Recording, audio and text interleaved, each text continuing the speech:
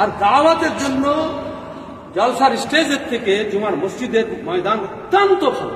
সে সময় মানুষ কথা বলে না, নিশ্চুপ নিরুত্তাপ মনোযোগ সহকারে শোনে, মসজিদের আদব রক্ষা করে এবং কিছু বিরোধী কথা হলেও কেউ মুখ খোলার হিম্মত রাখে।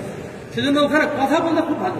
জুমার খুতবা সব থেকে বড় ময়দান। আমাদেরকে ওলামায়ে কেরাম, মাদানী ওলামায়ে কেরামের দায়িত্ব কর্তব্য যে তারা ওই সমস্ত মূর্খ জাহেল ইমাম আইম্মায়ে কেরাম যারা বসে আছে, যারা কোরআন তেলাওয়াত করতে পারে না, কোনো মানে জানে না, আরবি বুঝে না, তাদের কাছে গিয়ে খুতবার মাঝে মধ্যে খুতবা দেন।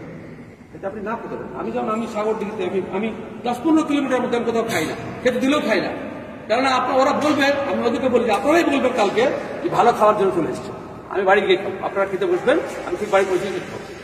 ব্যাপারটা যেটা হচ্ছে যে দাওয়াত আমরা নিয়াতের বিশুদ্ধতা এবং ময়দানের কোন জায়গায় বেশি দরকার সে জায়গায় যাওয়া।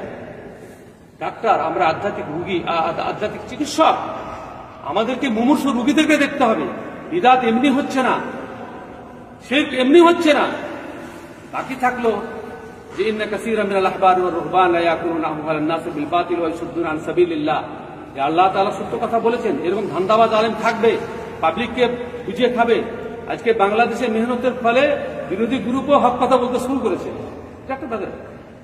আরো বেশি করে বলতে হবে, আরো বেশি মেহমান করতে হবে।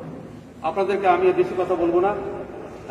নিয়াতের ব্যাপারে অত্যন্ত সতর্ক থাকবেন। প্রতি মুহূর্তে শয়তান নিয়াত চেক করে, খুব সতর্ক সাবধান।